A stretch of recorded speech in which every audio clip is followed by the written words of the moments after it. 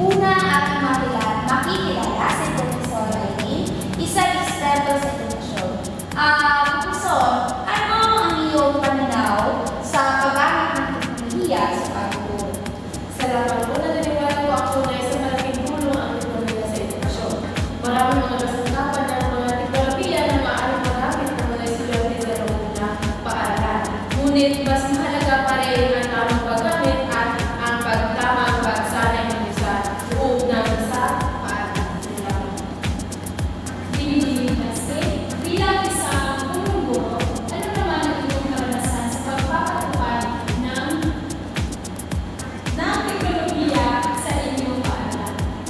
Maraming hamon po, pero marami rin benepisyo. Kailangan ng maayos na infrastruktura at pagsasanay para sa mga guro at mga karal. Pero kapag nakakatupad ito ng maayos, nakatulong ito sa pagpapabuti ng kalidad ng edukasyon.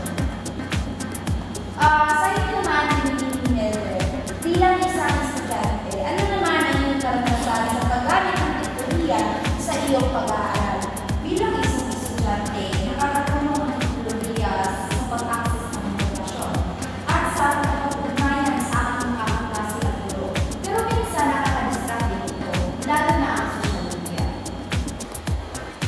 Bilang isang guro, ano naman po ang iyong masasabi sa pagbabago ng edukasyon dahil sa teknolohiya?